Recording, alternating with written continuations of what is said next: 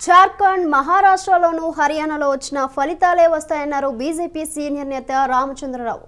హర్యానాలో కమలం గెలుపుపై స్పందించారాయన. ప్రజల్లో రాష్ట్ర ప్రభుత్వ పనితీరుపై నమ్మకంతో పాటు ప్రధాని మోదీపై విశ్వాసమే గెలిపించిందన్నారు. బంపర్ మెజార్టీతో బీజేపీని గెలిపించిన హర్యానా ప్రజలకు కృతజ్ఞతలు తెలిపారు రామచంద్రరావు. పార్టీ పరిపాలన, సుపరిపాలన, అవినీతి రహితమైనటువంటి ప్రభుత్వము, అదేవిధంగా నరేంద్ర మోదీ గారి మీద ప్రజల విశ్వాసం.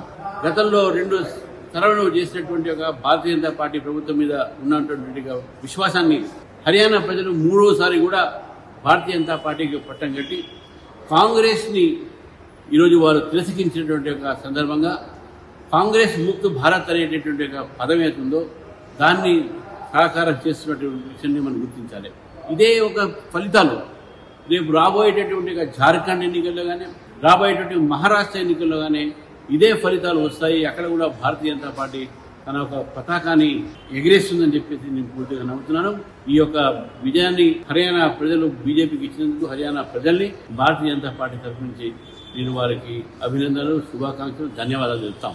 భారతీయ జనతా పార్టీ హర్యానాలో బ్రహ్మాండమైనటువంటి యొక్క విజయాన్ని సాధిస్తున్నది మనం చూస్తా ఉన్నాం. ఈ విజయము భారతీయ జనతా పార్టీ పరిపాలన, సుపరిపాలన, అవినీతి రహితమైన